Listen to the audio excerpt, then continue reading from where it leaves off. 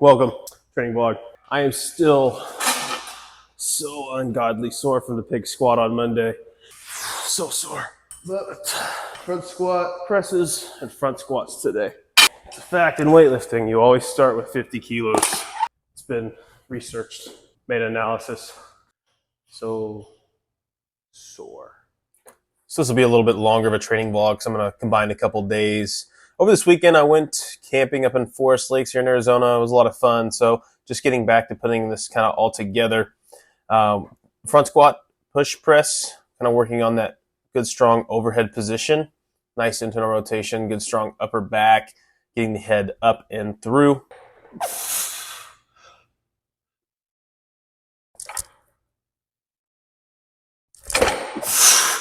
Woo. So we're entering a pretty heavy volume phase of training. So a lot of sets, a lot of reps with kind of moderate weights. This is a 3x3 at 100 kilos, and I have a 3x3 at 110. It's supposed to be a little bit higher, but I'm still very sore from that pig squat. Got a laundry list of accessories to do today. So today, some of these crush grippers in between these front squat thrusters and front squats, and trying to knock a lot of these out. I tend to add a lot of accessories, bodybuilding type exercises, especially after meets, because one, I love doing them, and two, I find it's good just to help try to put on more muscle so that eventually you have more muscle and you can use that to produce more force. So more muscle equals more force production capabilities. Good old Captain's a Crush, one of my favorites to build that grip strength. I did decide to buy a mic so I could record some audio at the gym. And just it also gets just a better pickup.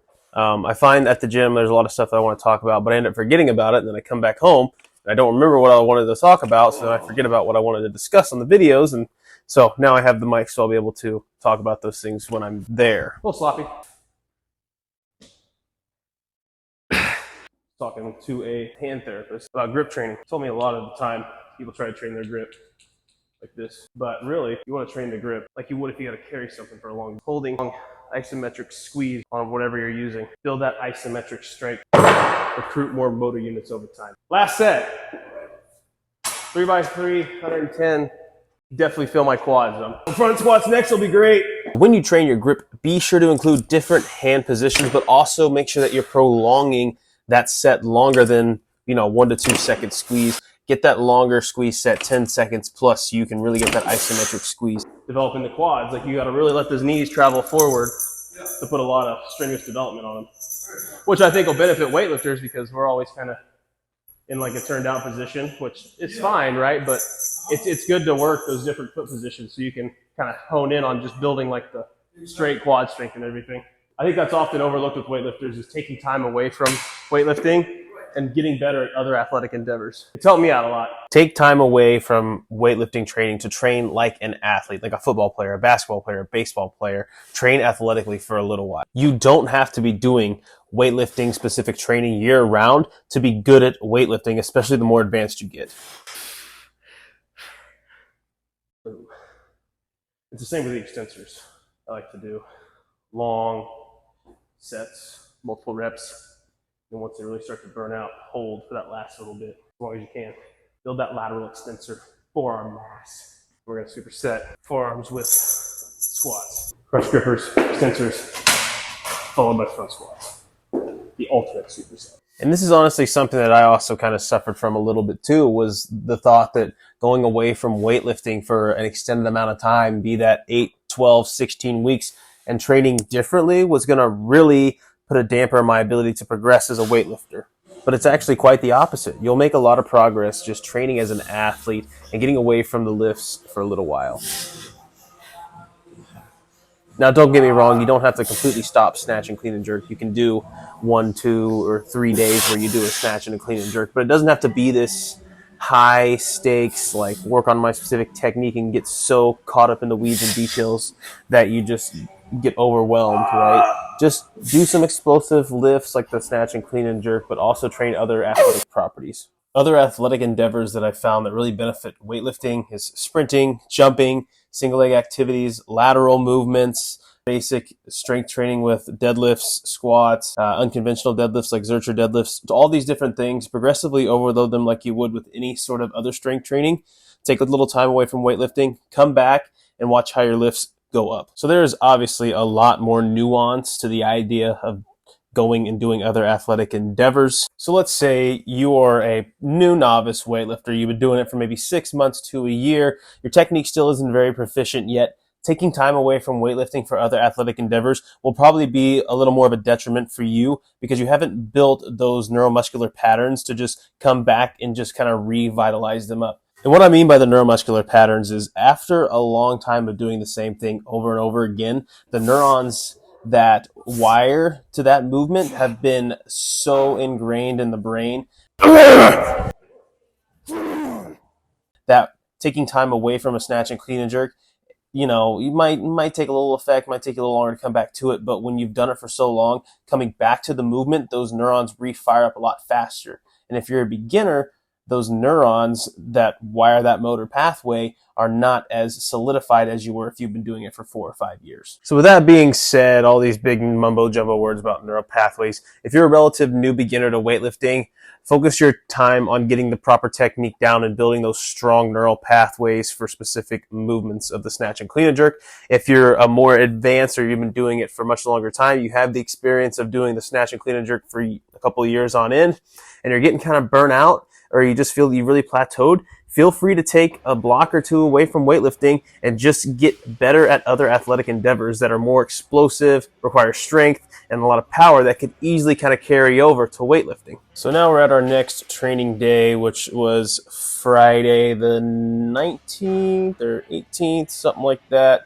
We're doing some no foot, no contact snatch to warm up as a primer. And then we head into some power snatch plus snatch, and then power clean plus 2 jerks, some 5x5 squats and 5x5 deadlifts. The volume recently for the squats and deadlifts that we've been doing has been much higher. I'm talking like 10x5 back squats and a 10x5 deadlifts, which personally I find I do not do that well with very high volume. It just tends to tank me a lot, especially in the squats. It just kind of makes my knees hurt, and then I can't train as intensely during the next coming days. So I've been kind of not doing that high of volume. I've still been, doing my squats, doing my deadlifts, but I find it's better to keep, volume somewhat high, but not too high that it just tanks my overall ability to recover from that. And this has been pretty well known in the weightlifting space that heavier men who tend to squat much higher weights can't recover from that heavy, high volume as well as lighter men or women in general when it comes to squatting that weight. Nobody really knows 100% why women and lighter guys can recover from high volume a lot better than heavier men can. My guess would be is that there's less resources that need to be allocated for recovery because they weigh less metabolically speaking. They don't need as many calories or as much protein to build muscle or recover. Women and lighter guys can just recover faster. The other one that I also think of is just physics-wise.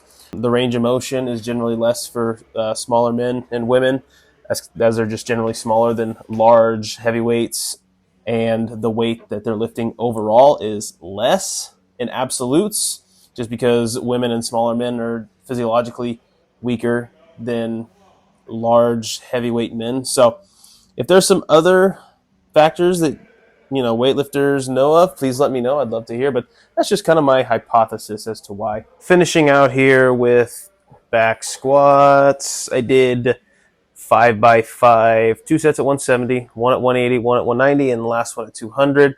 And I did a 4x5 deadlift at 170. I didn't record all my sets, so it may seem a little shorter, but I promise I did them. As a matter of fact, I was supposed to do a lot more, but I did not do them because I was just getting tanked. I was just really getting hung up from this volume. Granted, I shouldn't have did the pig squat on Monday, but hey, you live it up, right? And you learn from your mistakes. Hindsight's always 20/20.